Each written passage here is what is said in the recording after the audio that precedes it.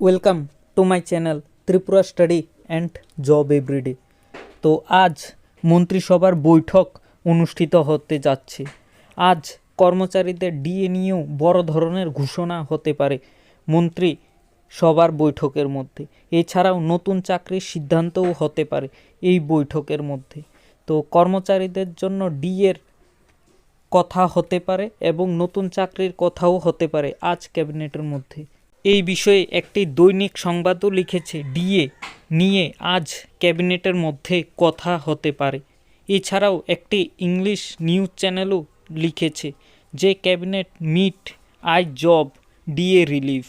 প্রতিবাদী কলম প্রতিনিধি আগরতলা 22 ডিসেম্বর। প্রশাসনিক মহলে লক্ষণীয় ব্যস্ততা দেখা যাচ্ছে। সচিবালয়ে ক্যাবিনেট হলে মুখ্যমন্ত্রী মানিক সাহার সভাপতিত্বে মঙ্গলবার বসতে চলছে রাজ্যের মন্ত্রিসভার বৈঠক। এই বৈঠকে প্রধানত কর্মচারীদের বকেয়া মহার্ঘ ভাতা প্রদানের সিদ্ধান্ত হতে পারে।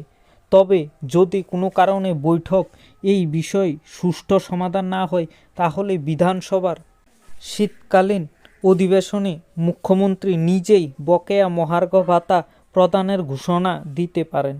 এছাড়াও বৈঠকে সরকারি দপ্তরের শূন্যপদ পূরণ, রাজ্যের জনস্বার্থ সংশ্লিষ্ট এলাকাধীন গুরুত্বপূর্ণ জনকল্যাণমূলক বিষয় নিয়েও আলোচনা হতে পারে।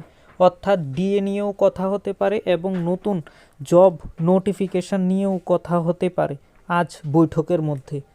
তাই সকলেই আমার চ্যানেলটিকে সাবস্ক্রাইব করে রাখো, যেহেতু আজ মন্ত্রিসভার বৈঠকে যে কোনো জব নিয়ে ডিএ নিয়ে কথা হলে এবং তাছাড়াও অন্য বিষয় নিয়ে কথা হলে আমি আপলোড করে দেব এবং তোমরা দেখে নিতে পারবে কি কি সিদ্ধান্ত হয়েছে আজ মন্ত্রিসভার বৈঠকের মধ্যে।